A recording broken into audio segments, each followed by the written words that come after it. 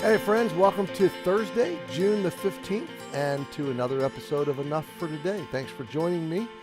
We are starting Psalm 80 today, and I intend to be brief today and tomorrow, but we have really received a lot of a breadth of historical information, a breadth of prophetic information, and the promises of God unfolding across the span of history, especially in terms of his story with the nation of Israel.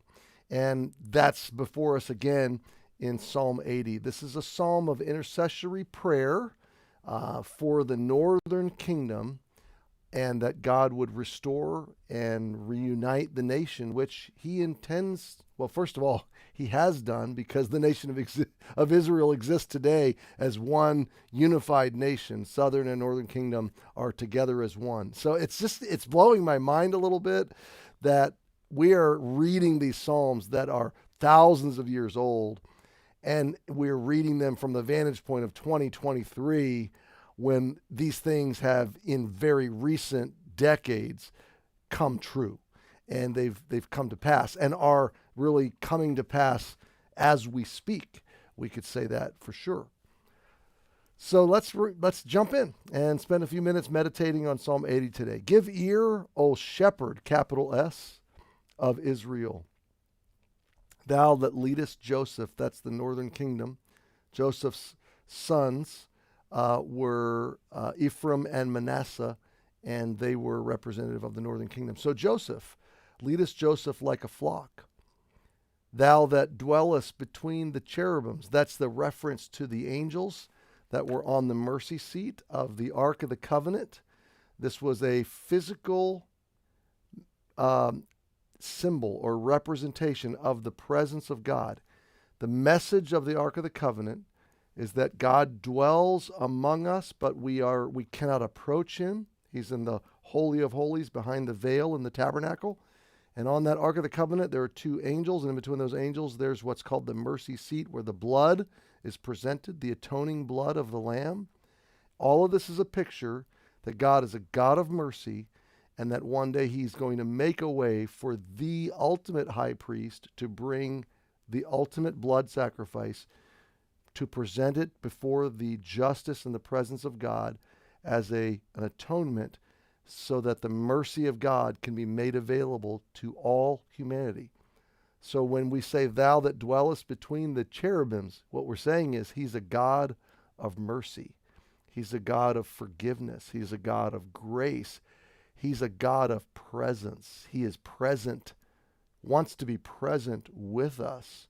His power, his glory, his mercy, his grace, his love are accessible because he dwells in that place, that mercy place. That's what's between the cherubims.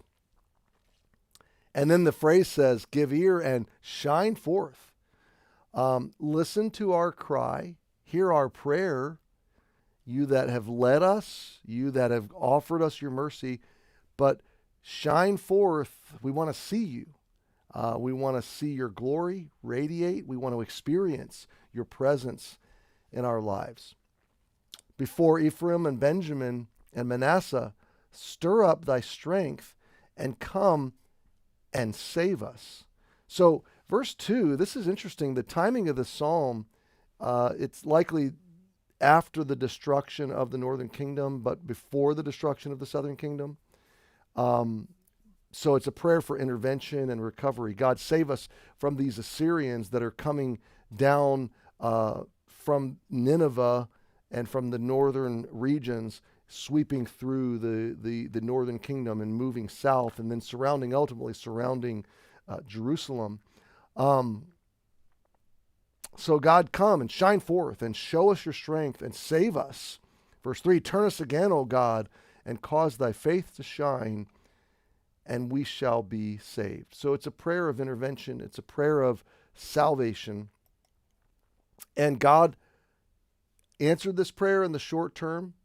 During the time of Jesus, the Israelites had repopulated the northern kingdom, and it was a unified region, and Jesus ministered to both Galilee, well, I should say all three, Galilee, Samaria, and Judah, Jerusalem, the area around Jerusalem. So if you took a map of modern Israel, Galilee and the upper Galilee are farthest north. Samaria is the middle of the country.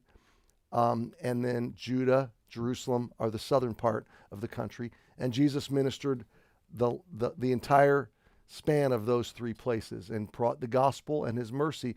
So this prayer was answered in Jesus. And this prayer is being geographically and geopolitically answered even today as we watch Israel and have watched Israel in our generation become a strong nation. So we're just beginning, but we see that the shepherd of Israel is still the shepherd of Israel. And he is still your shepherd if you've been grafted in as his believer, his faith-filled follower. Happy Thursday. See you tomorrow.